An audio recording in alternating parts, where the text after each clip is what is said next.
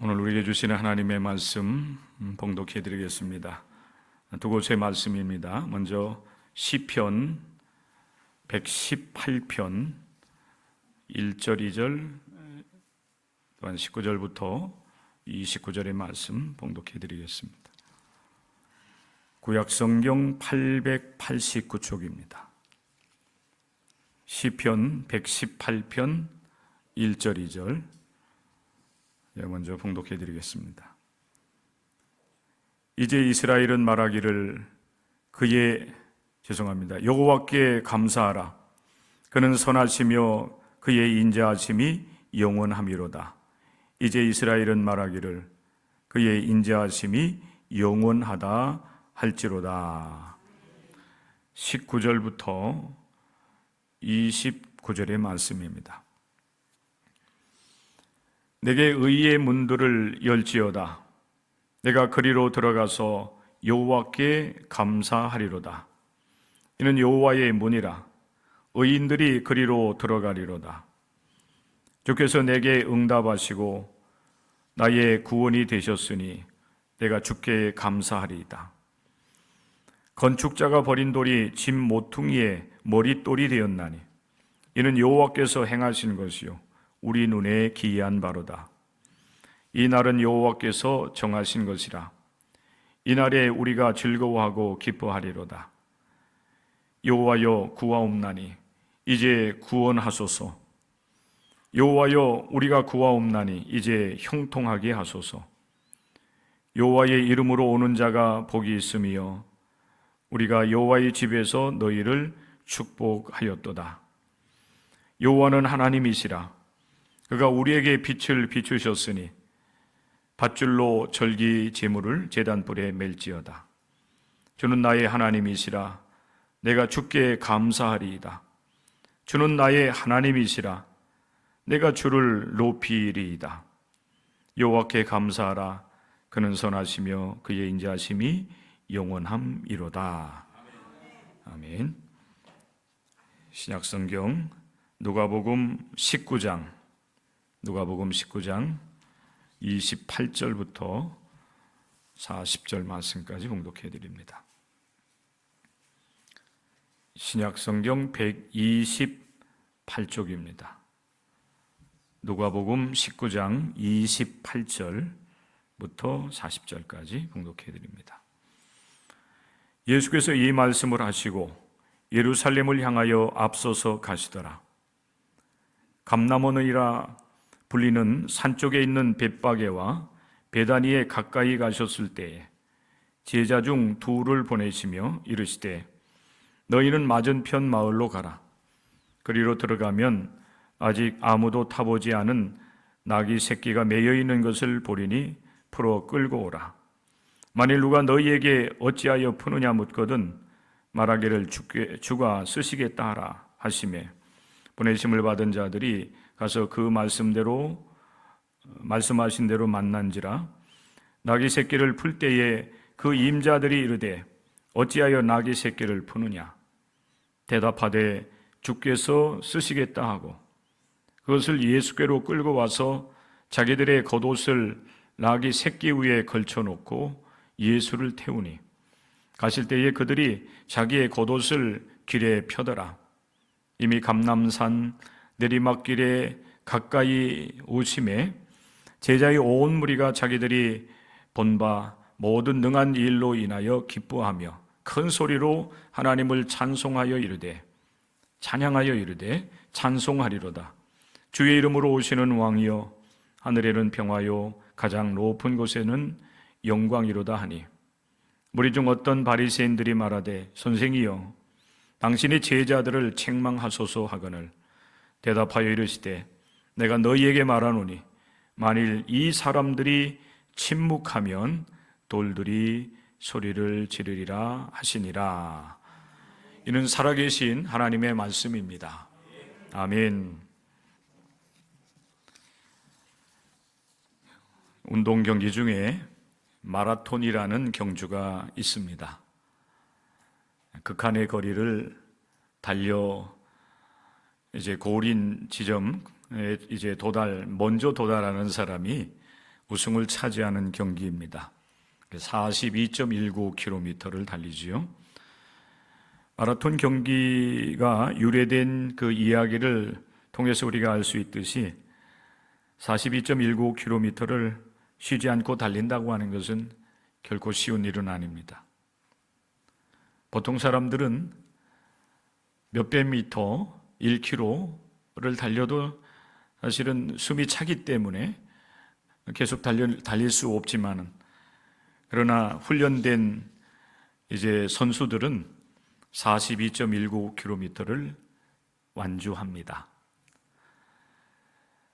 며칠 전에 CBS 한 프로에 1992년 그 올림픽에서 금메달, 마라톤에서 금메달을 딴 그 황영조 선수가 출연을 해서 요즘 달리는 것이 붐이라고 하는데, 어떻게 하면은 건강하게 이제 달리기를 하면서 건강을 지켜낼 수 있을까, 이것을 이렇게 1시간여 동안, 시간적으로는 이제 본 방송에서는 뭐 그렇게 길지는 않았지만은 그 이후에 방송을 통해서 굉장히 오랜 시간 동안 달리기에 대한 이야기를, 또 자세를 교정해 주는 그런 그 모습을 볼 수가 있었습니다.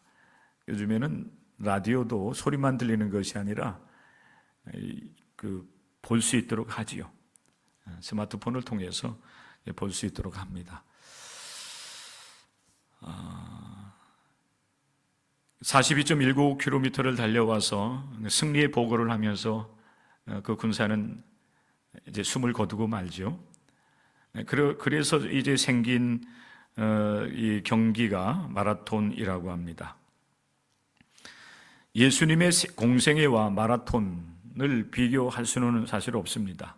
그렇지만 굳이 마라톤에 비유해서 예수님의 생애를 이야기한다라고 하면은 가장 힘든 그 지점에 이르렀습니다. 예수님께서 오늘 이제 예루살렘 성으로 들어가시게 되는데, 예수님의 공생애에 있어서 가장 힘든 부분, 예루살렘에서 일주일 동안 인류 구원 사역을 이루시기 위해서 예루살렘으로 들어가시는 이제 말씀을 우리가 이제 누가복음을 통해서 함께 읽었습니다. 그리고 오늘이 바로 예수님께서 예루살렘에 입성하시는 종려 주일이기도 한 것입니다. 복음서에 보면은 예수님께서 예루살렘에 들어오실 때에 많은 사람들이 종려나무 가지를 흔들며 맞이했다라고 합니다. 그래서 종려 주일이 되는 거예요.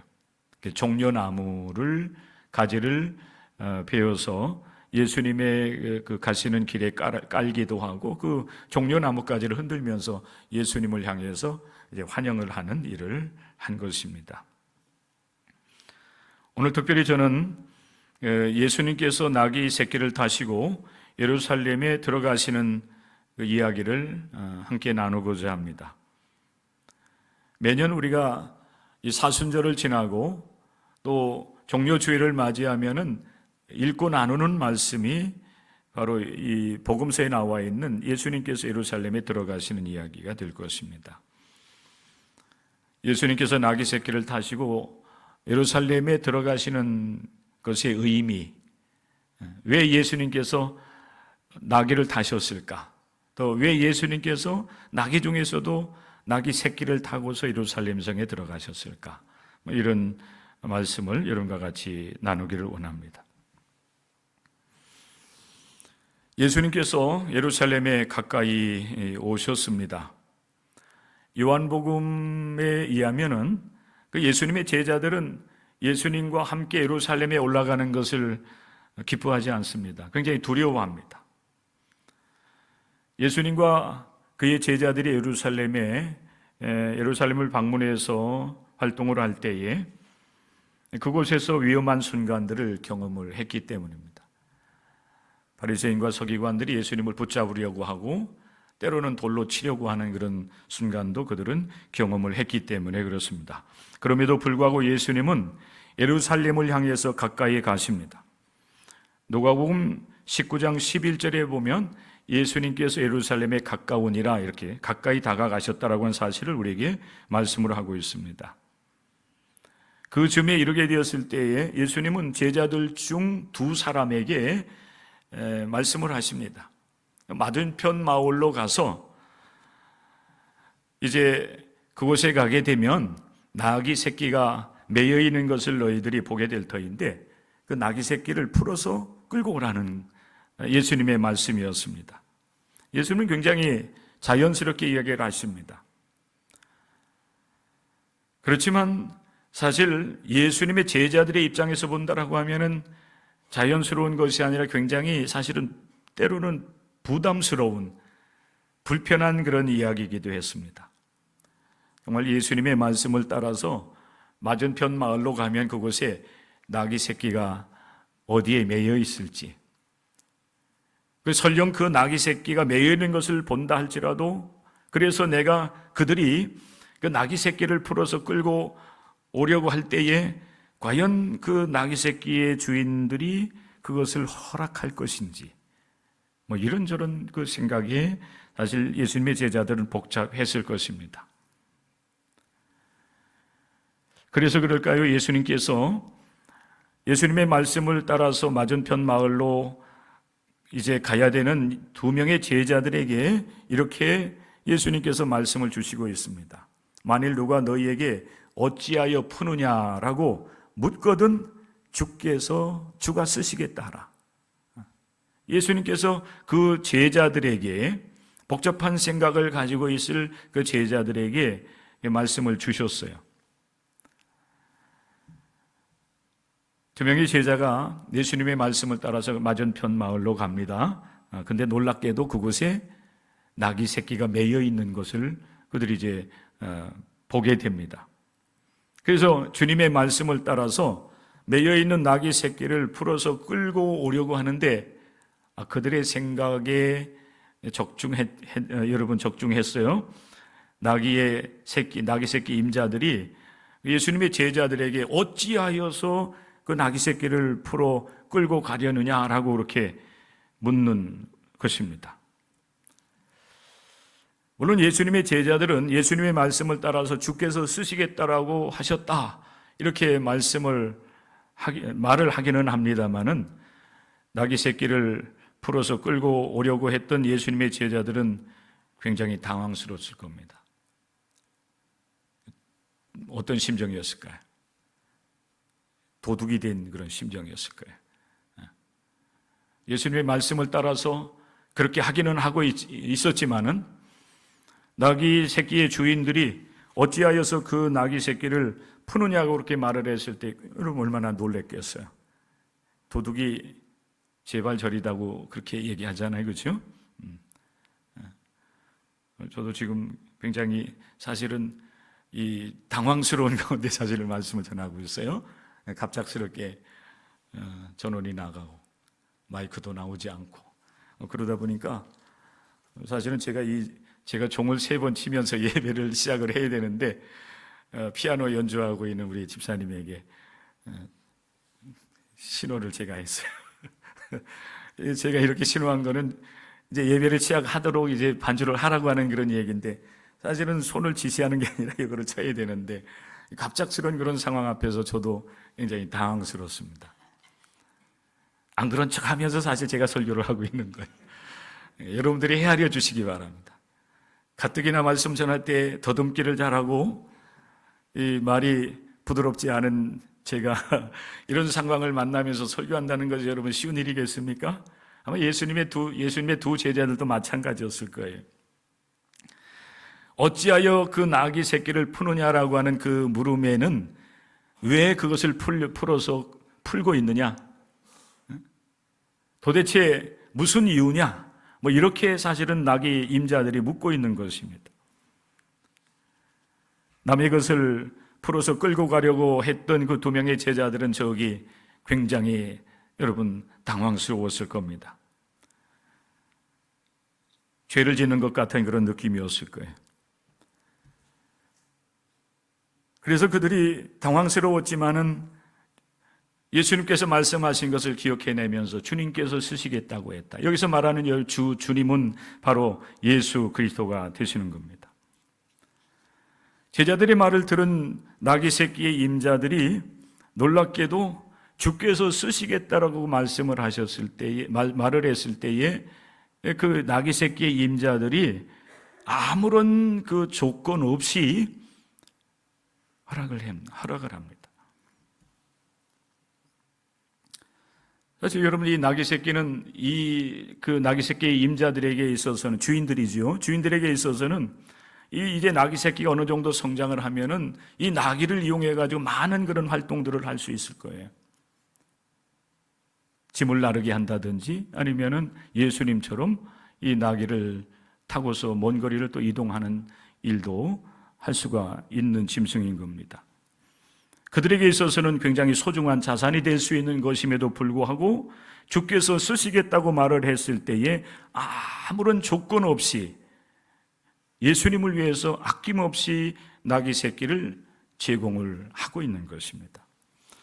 저는 여러분 이 말씀을 준비하면서 지난 주일에 함께 나눴던 말씀이 생각이 났습니다. 예수님께서 베다니 나사로의 집을 방문을 했을 때에 나사로는 예수님을 이렇게 대접하는 일을 방 안에서 하고 있었고, 그의 누이 동생 마르다는 예수님 일행을 이제 대접할 그런 잔치를 준비하고 있었습니다. 그런데 갑작스럽게 나사로의 누이 동생 중 한 사람이었던 마리아가 예수님께 다가와서 자신이 가지고 있었던 지극히 비싼 향유 옥합을 열어서 예수님의 발에 단번에 부어드리는, 그리고 자신의 머리털로 예수님의 발을 이제 닦아드리는 그런 일을 한 것입니다. 여러분, 그 지극히 비싼 향유, 가룟 유다가 재빠르게 여러분 계산해내는데 저 정도라고 한다면은 300데나리온의 가치가 있겠다 이렇게 판단하지 않습니까? 1년 동안 일반적인 노동자들이 노동을 해서 벌어들일 수 있는, 쓰지 않고 모아야만 만질 수 있는 그런 굉장히 큰 물질적인 가치가 있는 향유였습니다. 그런데 그 지극히 비싼 이 향유를, 가치가 있는, 값어치가 나가는 향유를 마리아는 예수님의 발에 부어드리는 겁니다. 마리아가 예수님께 그렇게 자신의 그 비싼 이 향유를 한 번에 발에 부어드릴 수 있었던 것은 예수님께서 그의 오라버니를 살려주셨기 때문에 그래요. 예수님께서 그에게 베풀어 주신 은혜가 너무나도 컸던 겁니다. 가족이었기 때문에 그래요.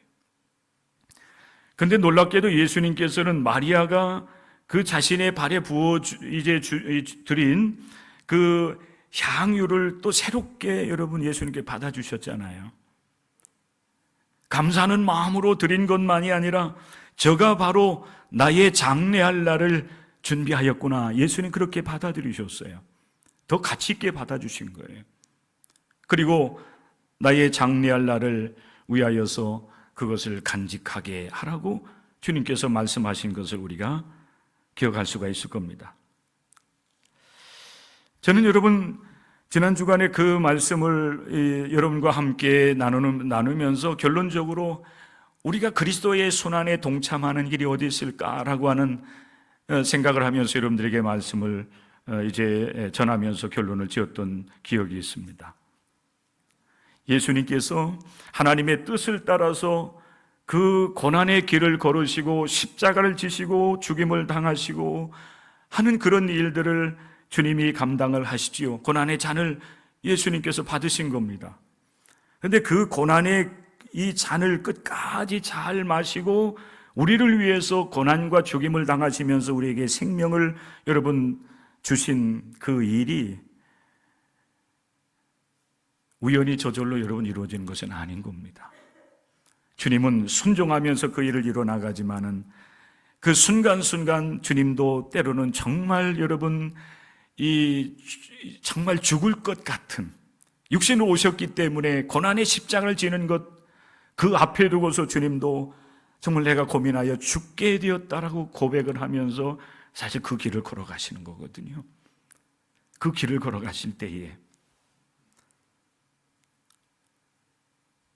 주님께서 베풀어 주신 그 은혜에 대한 감사하는 마음으로 주님께 향유를 부어드리는 마리아와 같은 사람들의 헌신이 있었기 때문에 그게 가능한 거예요. 오늘 여러분 이 말씀을 여러분과 같이 나누기 위해서 준비하면서 또 그 생각이 들었습니다. 비록 예수님께 그 나귀 새끼를 제공해 드리고 있는 이 임자, 이 주인, 여기 주인들로 표현이 되고 있는 것을 보면은 여러분 여러 사람이 나귀 새끼 주인일 수가 있어요. 그런데 그들이 주님께서 나귀 새끼를 타시고 예루살렘으로 들어가고자 했을 때에 이들이 아무런 조건 없이 아무런 빚도 없이 사실은 자신의 것을 아낌없이 내어 드리는 겁니다. 이런 사람들의 그 헌신이 있었기 때문에 예수님께서 예루살렘을 향해서 올라가실 수 있었습니다. 그리고 이런 사람들의 그 헌신이 있었기 때문에, 섬김이 있었기 때문에 예수님께서 하나님의 뜻을 이루어서 인류 구원의 문을 활짝 여는 역사를 이루어갈 수 있었다고 하는 사실을 우리가 기억해야 된다는 사실입니다. 진정한 헌신은 바로 이런 것입니다. 아무런 조건 없이 자신의 이름이 알려지는 것, 또 내 이름이 빛나는 것, 그렇기 때문에 여러분 헌신하는 것이 아니라 이 나귀 새끼의 주인들과 같이, 이 임자들과 같이 이름도 없이 빚도 없이 주님의 뜻이라면, 또 우리 하나님께서 원하신다면 우리가 여러분 이 세상을 향해서 나갈 때는 그것이 이 세상을 위해서 유익한 것이라면, 우리 하나님께서 영광을 받으시는 일이라고 한다라고 하면은 여러분 우리 내 이름이 비록 알려지지 않는다 할지라도, 빛이 나지 않는다 할지라도 우리는 하나님을 영화롭게 하기 위해서 우리는 우리 자신을 드릴 수 있는 사람들이 될 수 있어야 될 것입니다. 우리 예수님은 그 나귀 임자들이 제공한 나귀 새끼를 타고서 예루살렘으로 들어가십니다. 그런데 왜 예수님은 굳이 여러분 예루살렘에 들어가는 방법이 있었을 터인데 왜 여러분 이 나귀 새끼를 타고 들어가셨을까요? 그 나귀도 이제 다 성장을 해서 힘이 있는 나귀를 여러분 타고 들어가셨다고 하면 괜찮을 텐데, 예수님은 나귀 중에서도 새끼를 끌고 오라고 말씀을 하시고 그 작은 새끼를 타고서 여러분 예루살렘에 들어가시는 겁니다. 새끼라고 하니까 조금 듣기가 좀 불편하기도 하지요. 그런데 성경에는 나귀 새끼라고 표현이 되어 있어요. 그래서 저는 성경대로 얘기하는 겁니다. 욕한다고 여러분 불편하게 생각하지 마십시오. 나귀 새끼예요. 다 성장한 그런 나귀를 보고 나귀 새끼라고 표현하는 게 아니고 새끼 나귀인 거죠. 다 성장하지 못한.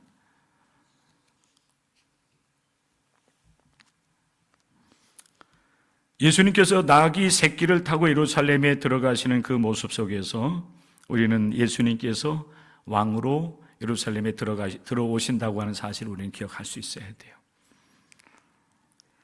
예수님의 제자들이 나귀 새끼를 포로 끌고 와서 예수님을 태우기 전에 제자들이 한 일이 있습니다. 예수님을 위해서 나귀 새끼 위에다가 자신들의 겉옷을 벗어서 이제 그 위에 얹어 놓았다고 하는 사실이에요.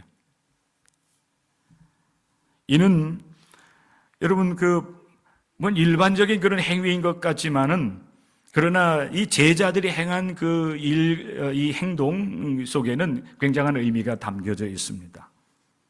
겉옷을 벗어서 누군가를 위해서 이제 이렇게 앉을 수 있도록 한다든지 또 길에 편다든지 하는 이런 행위들은 왕이라든지 또 지위가 높은 사람에 대한 존경의 표현이라는 거예요. 그리고 그를 환영한다라고 하는 의미가 담겨져 있는 행동인 것입니다. 그러니까 예수님의 제자들이 예수님을 위해서 나귀 새끼 위에 자신들의 겉옷을 벗어서 얹어놓고, 그리고 예수님께서 걸어가시는 그 길에 여러분 겉옷을 펼쳐드린다고 하는 것은 예수님을 왕으로 여러분 그들이 여기고 그렇게 왕에 대한 존경하는 표현을 하고 있다고 하는 사실입니다.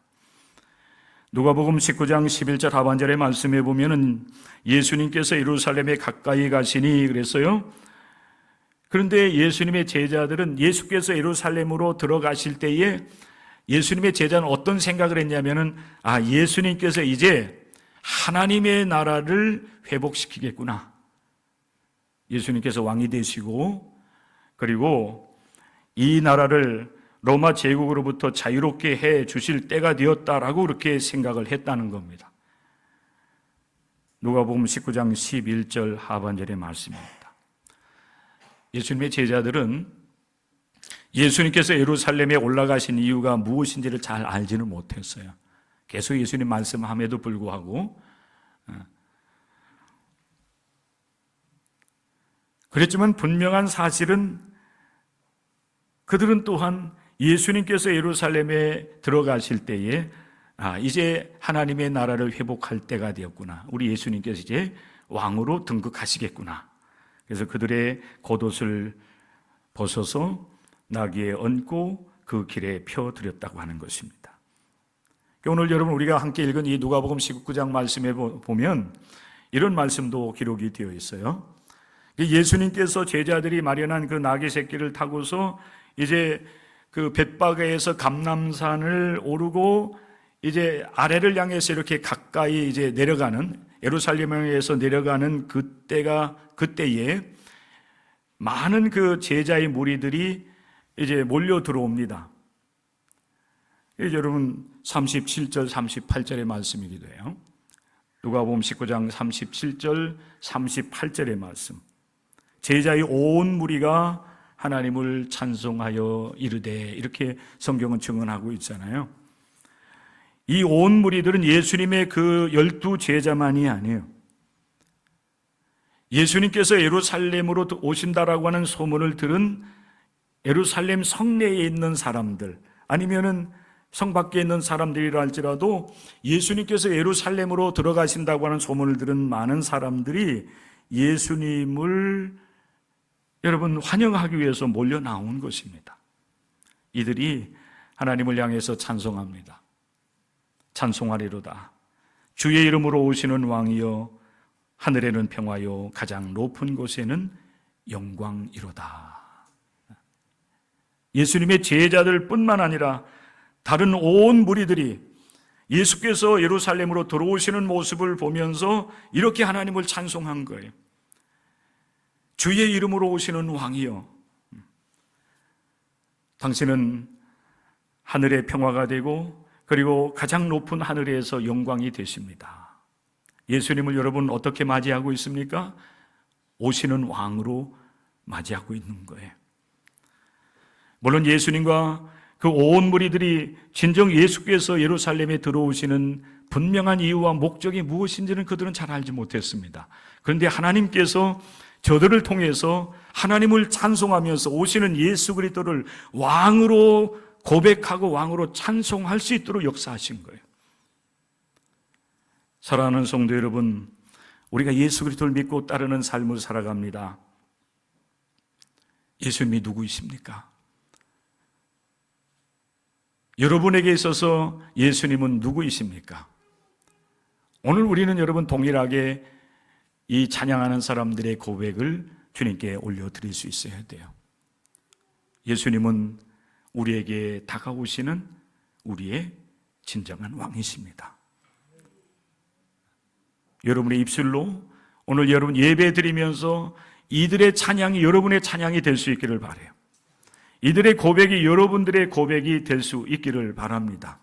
예수님은 우리의 구원자로서 왕으로서 이 세상에 오셨고 그리고 지금 이 순간 이스라엘을 또 온 인류를 구원하시기 위해서 왕으로 예루살렘에 들어오시는 겁니다. 할렐루야. 여러분을 구원하시기 위해서 예루살렘으로 오시는 겁니다. 근데 여러분, 만왕의 왕으로 우리의 구원자로 오시는 예수님께서 나귀를 타셨는데 여러분 새끼 나귀를 타신 거예요. 이 세상의 권력자들은 여러분 위험 있는 그런 여러분 그 행차를 여러분 좋아하지요. 나귀가 아니라 여러분 위험 있는 그런 말을 타고 온다든지 전쟁에서 승리한 그런 여러분 승리자처럼 전차를 여러분 타고 입성을 한다든지 여러분 대부분 권력자들이 이 세상 여러분 권력자들이 그런 것을 좋아하지 않습니까? 그런데 우리 예수님은 보잘것없는 짐승 나귀를 타십니다. 그것도 여러분 나귀 중에서 힘 있는 그런 나귀, 다 성장한 그런 나귀가 아니라 나귀 중에서도 여러분 새끼예요. 그래도 예수님은 여러분 예수님을 모시고 예루살렘으로 들어갈 정도는 되었을 겁니다. 여러분 이 모습 속에서 우리는 예수님의 그 겸손함을 볼 수 있어야 됩니다. 예수님은 왕으로 임하시지만은 그러나 새끼 나귀를 타신 겸손하신 평화의 왕으로 이 세상에 예수님이 오셨고 그리고 우리를 구원하시기 위해서 예루살렘으로 들어가시고 있는 것입니다. 이 사실을 선지자들의 입술을 통해서 우리 하나님께서 이미 주셨어요. 우리가 예배를 드리면서 교독을 했지 않습니까? 여러분들이 교독한 말씀이 바로 그 예언의 말씀이에요. 왜 예수님께서 그것도 새끼 나귀를 타시고 예루살렘에 들어가셔야만 됐는가? 이미 하나님께서 인류 구원 사역을 이제 이루시기 위해서 계획하시고 그 일을 실행할 때에 구세주는 이렇게 이 세상에 오시리라고 말씀하셨어요. 나귀 새끼를 타고. 그렇죠?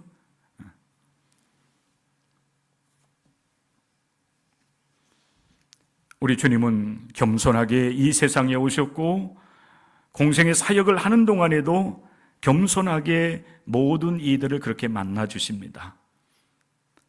그래서 여러분 성공한 사람이나 높은 지위에 있는 사람들, 부자를 먼저 만나시기보다는 가난한 자를 만나시고 포로된 자를 만나시고 눈먼 자를 찾아가시고 그리고 눌린 자를 찾아가셔서 그 눌린 자들을 자유케 하시며 그들에게 복음을 주십니다. 그리고 마지막 순간에 인류 구원 사역을 이루시기 위해서도 예루살렘에 들어가실 때에도 주님의 말씀에 따라서 나귀 새끼 나귀를 타시고 예루살렘에 들어가셔요. 우리 기독교인들이 예수님을 통해서 여러분 바라보고 예수님을 통해서 배워야 될 덕목 중에 덕목은 바로 이러한 모습입니다. 겸손입니다. 여러분들도 예수님을 따르는 하나님의 사람들이 될 수 있기를 바랍니다.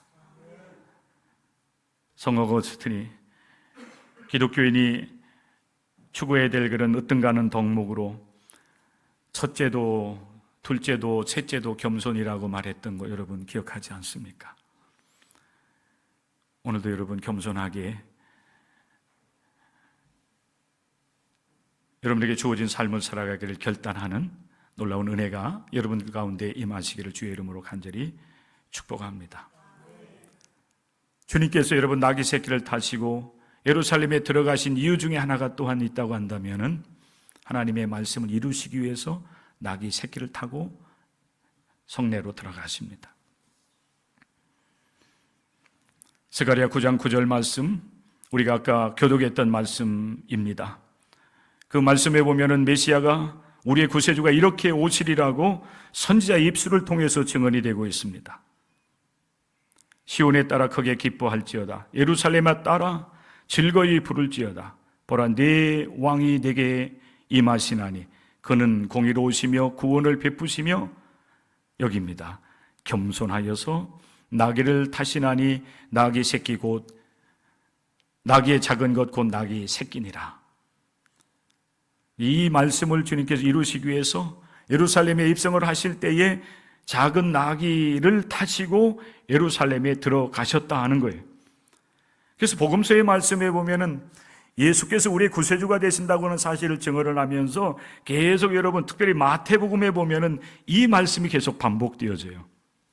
이는 선지자를 통해서 하신 말씀을 이루려 하심이라. 이 세상에 오신 것도 성경대로 예언의 말씀대로 오시고, 그리고 십자가에서 순환과 죽임을 당하신 것도 또한 하나님께서 선지자들 통해서 주신 하나님의 말씀을 이루시기 위해서 예수님께서 이 세상에 오셨고, 그리고 나귀 새끼를 타시고 예루살렘에 들어가시는 것입니다.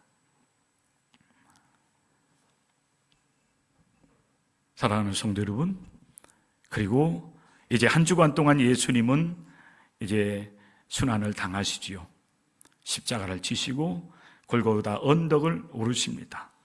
십자가에 못 박히고 또 군인들의 창에 찔려서 그 몸에 있는 모든 물과 피를 아낌없이 우리를 위해서 내어놓으셔서 구원의 문을 활짝 열어놓으십니다. 그래서 믿는 자로 하여금 모든 죄악에서 사함을 얻고 일상에서 짓는 모든 허물을 용서함 받으며 그리스도 예수 안에서 구원에 이르도록 우리 주님께서 은총을 베풀어 주시는 겁니다. 그래서 시인 다윗은 시편 110편의 말씀을 통해서 마치 먼 미래에 있을 그리스도를 통해서 이루실 구원 사역을 내다보면서 이렇게 노래를 하고 있는 것입니다. 건축자가 버린 돌이 집 모퉁이에 머릿돌이 되었나니 이는 여호와께서 행하신 것이요 우리 눈에 기이한 바로다. 이날은 여호와께서 정하신 것이라 이날에 우리가 즐거워하고 기뻐하리로다. 여호와여 구하오니 여호와여 구하옵나니 이제 우리를 구원하소서. 여호와여 우리가 구하옵나니 이제 형통하게 하소서라고 노래를 하고 있는 것입니다. 분명히 여러분 다윗은 예수 그리스도 이전에 훨씬 이전에 이 세상에서 태어나서 이 세상을 살아간 한 사람입니다. 그럼에도 불구하고 하나님께서 다윗의 입술을 통해서 예수 그리스도의 구원의 날을 노래하게 하셨습니다. 이렇게 여러분 우리의 구원은 하나님의 계획 속에서 예수 그리스도의 그 순환을 통해서 우리에게 활짝 열려졌다고 하는 사실을 우리가 기억하면서 오늘 이 시간 예배 드리면서 우리의 고백은 예수님 우리를 구원해 주십시오. 오직 주님만이 나의 구주가 되십니다. 그렇게 주님을 찬양하고 또 주께서 여러분 이미 이루신 그 구원 사역을 여러분들 믿음으로 받아들이면서 나를 구원해 주셨음을 감사하며 주님께 영광을 올려드릴 수 있는 저와 여러분들이 될 수 있기를 주님의 이름으로 간절히 축원합니다. 주님은 나의 구세주, 나의 왕. 그러나 겸허하게 겸손하게 낮아지셔서 하나님의 뜻을 이루어 가신 나의 주님이 되심을 고백하면서 이번 한 주간 동안 여러분 주님과 함께 그리스도의 순환에 동참하며 하나님께 영광을 올려드리는 복된 한 주간이 될 수 있기를 주의 이름으로 간절히 축복합니다.